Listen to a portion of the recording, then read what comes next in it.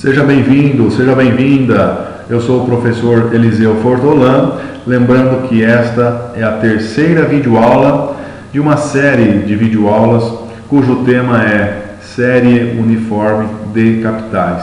Então, para começarmos esta terceira videoaula, vamos colocar aqui uma definição sobre o que é série uniforme de capitais. Nada mais é do que um conjunto de pagamentos ou um conjunto de recebimentos iguais e sucessivos.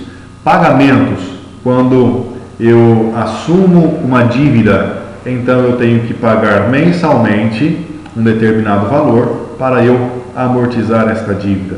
Recebimentos, quando eu efetuo a venda parcelada de um bem, então eu passo a ter direito de receber mensalmente um determinado valor até que o meu cliente consiga amortizar esse financiamento. Estes pagamentos, eles podem ser antecipados ou postergados, com o propósito de amortizar uma dívida ou constituir um capital. Nesta videoaula, no primeiro momento, nós falaremos de amortização de dívida, que eu parto de um valor presente, uma dívida que eu tenho com o valor que eu conheço hoje, e eu quero conhecer as parcelas a serem pagas para amortizar esta dívida. E no final desta videoaula, nós faremos então um exercício com a intenção de constituir um capital. Eu pretendo ter um determinado capital, um determinado valor, daqui determinados meses. Quanto que eu tenho que contribuir mensalmente? Quanto que eu tenho que recolher mensalmente para que eu consiga construir o capital que eu tanto desejo? Bom, os pagamentos postergados é aquele que acontece quando eu efetuo a dívida hoje e o meu primeiro pagamento desta dívida será no período seguinte à aquisição da dívida. Como eu falei, tem o pagamento antecipado. O pagamento antecipado é quando eu efetuo uma compra hoje financiada e hoje mesmo eu já efetuo o primeiro pagamento de uma série de pagamentos até eu conseguir amortizar esse financiamento. Nesta videoaula, nós não trataremos de pagamentos antecipados. Pagamentos antecipados foi tratado na primeira e na segunda videoaula desta série. Nesta terceira videoaula, falaremos somente de pagamentos postergados, ou, como alguns autores escrevem, pagamentos postecipados. Lembrando que pagamentos postecipados ou pagamentos postergados são aqueles que ocorrem quando o primeiro pagamento é no período seguinte à aquisição da dívida. O fluxo de caixa de pagamentos postergados tem que ter esta estrutura, onde eu tenho a linha do tempo, a seta para cima me indica a entrada de caixa, quanto que entrou de caixa hoje para mim, e depois as setas para baixo representam as saídas de caixa, os pagamentos que eu terei que efetuar até eu amortizar a dívida que eu assumi. Para eu resolver problemas que envolvam valor mensal de parcelas, quando eu tenho o valor presente na minha dívida, eu vou aplicar essa fórmula, onde eu tenho PMT, que é parcelas, igual valor presente multiplicado por 1 mais I, que é a taxa do financiamento, elevado a N, que é a quantidade de períodos ou a quantidade de meses que eu contratei esse financiamento. Quanto tempo eu terei para amortizar esse financiamento? Multiplicado pela taxa novamente, dividido por 1 mais I, taxa, elevado a n tempos ou períodos, menos 1. Nós não trataremos aqui nesta videoaula como nós chegamos a esta fórmula, mas o princípio desta fórmula é uma progressão geométrica. Então, temos aqui um exemplo muito recorrente no nosso dia. Um celular custa R$ 2.800 à vista, mas pode ser financiado em 12 parcelas iguais, sem entrada, a uma taxa de juros de 2,5% ao mês. A pergunta é a seguinte: qual será o valor de cada parcela? Percebam que nós temos as três variáveis que nós precisamos para encontrar o valor de cada parcela. Nós temos o nosso valor presente, que é R$ 2.800. Nós temos a quantidade de meses ou a quantidade de períodos, que é 12. E temos também a taxa que foi contratada neste financiamento do celular, que é 2,5% ao mês. É muito importante nós atentarmos que o período e a taxa devem estar sempre no mesmo tempo. Como neste exemplo, nós temos aqui o nosso período é mês e a nossa taxa também é mês. Se eu tivesse período em meses e taxa em ano, eu teria que fazer primeiro uma equivalência de taxa. Teria que encontrar uma taxa equivalente para depois eu aplicar essa taxa na nossa fórmula. Como o princípio ou o fundamento desta videoaula não é taxas equivalentes, eu já trouxe aqui um exercício formatado de maneira que tanto o período como a taxa estão em meses. Eu tenho o fluxo de caixa desse financiamento. Percebam que está aqui a minha linha do tempo. A seta para cima significa a entrada de caixa. Lembram? Setas para cima indicam entrada de caixa. Mas não entrou dinheiro. Alguém pode dizer: professor, mas não entrou dinheiro. Claro, não entrou dinheiro, mas entrou o celular. Então, neste caso, a nossa entrada de caixa foi o valor do celular, R$ 2.800. Passado um período, eu efetuo o primeiro pagamento.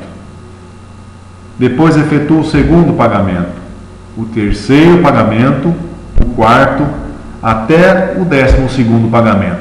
Por isso percebam que em cada período as minhas setas estão para baixo, significando desembolso de caixa, pagamento mensal do financiamento desse celular. Lembrando que este é um exemplo hipotético, só para que fique aqui nesta videoaula como uma metodologia de ensino e de aprendizagem. Agora que eu conheço os valores que eu preciso para colocá-los na fórmula, eu posso aplicá-los perfeitamente na fórmula e calcular o valor de cada parcela.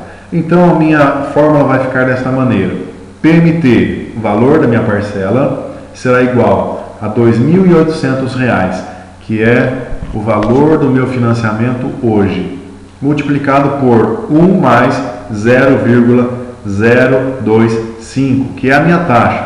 Eu peguei a minha taxa, 2,5%, e dividi essa taxa por 100. Por isso eu cheguei a esse valor. Lembrando que eu não posso colocar na minha fórmula 2,5%.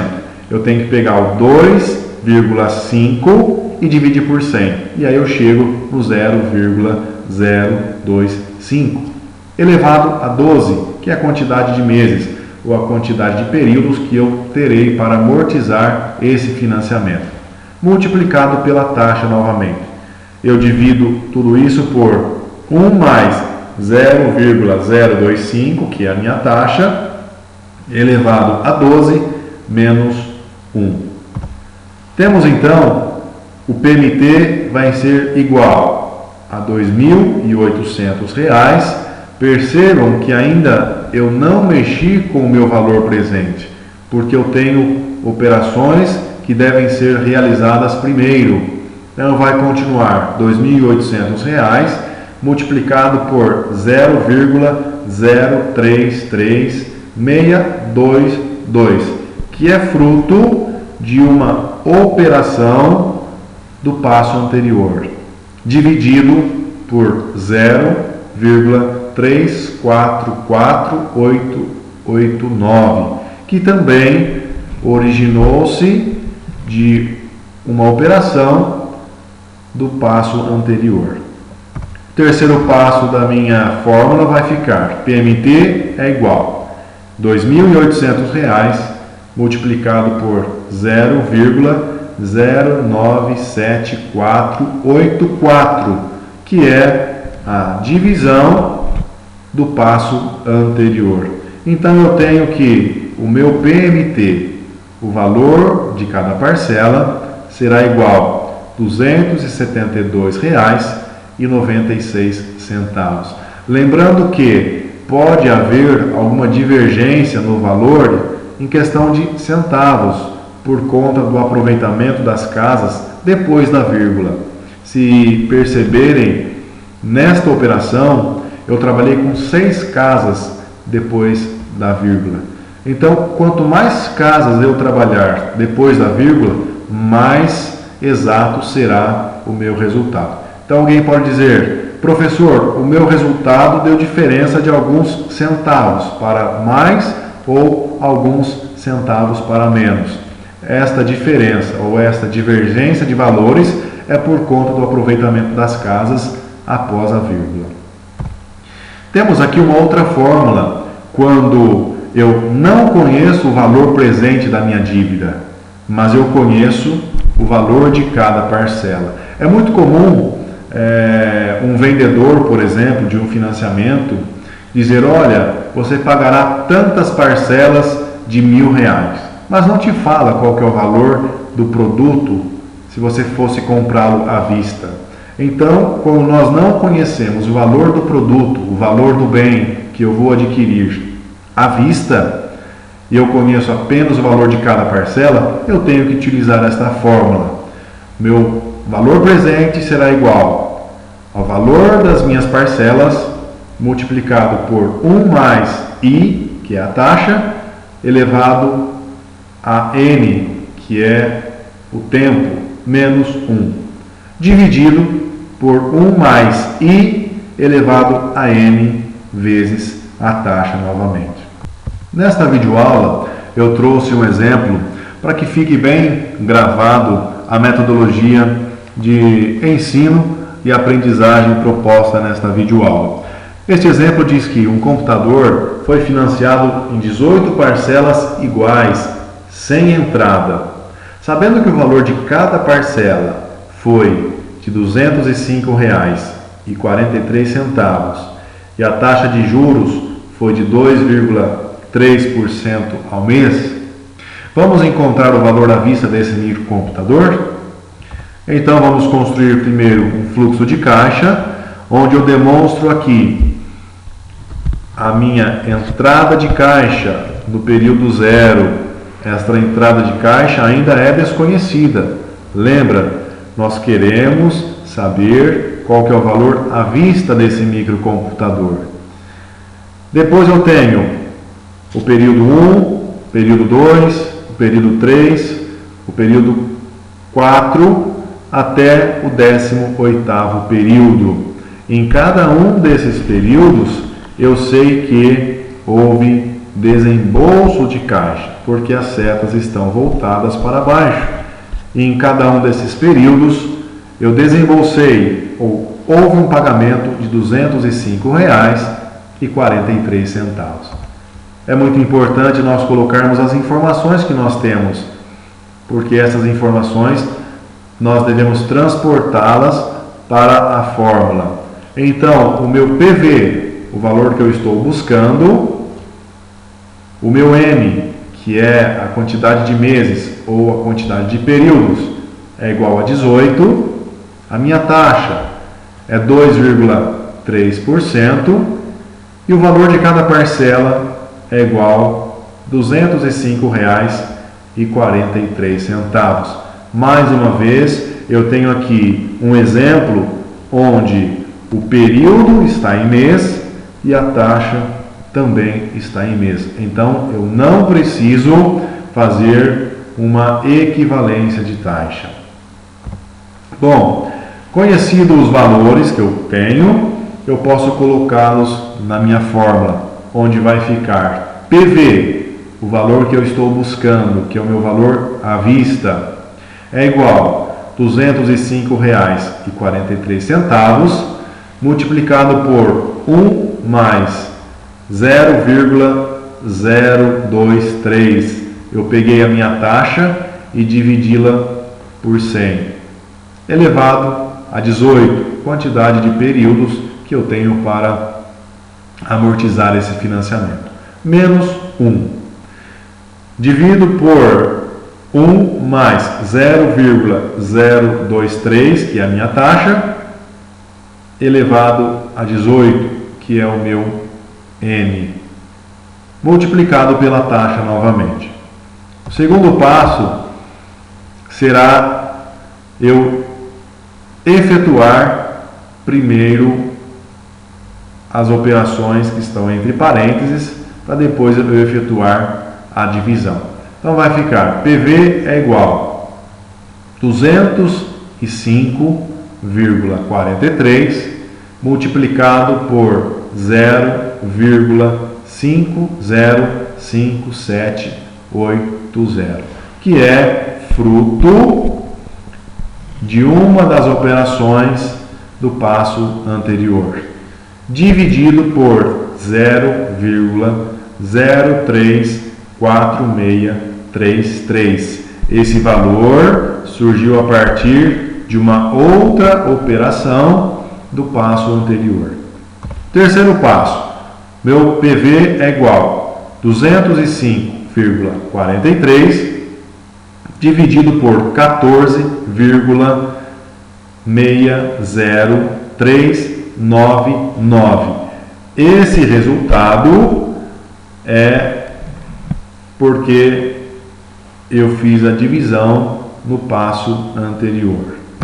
E para finalizar, eu tenho que o meu PV, ou o valor daquele microcomputador hoje, é igual a R$3.000. Lembrando que pode dar alguma diferençazinha de valores por causa do aproveitamento das casas após a vírgula. Lembrando que na resolução dos problemas desta videoaula, eu aproveitei apenas 6 casas depois da vírgula. Se aproveitarem mais casas ou menos casas, é claro que vai haver divergência de valores, mas a divergência é muito pequena, é coisa de centavos. Então assim nós terminamos essa terceira videoaula, cujo tema é série uniforme de capitais ou série uniforme de pagamentos. Espero você na quarta videoaula. Até lá, um abraço.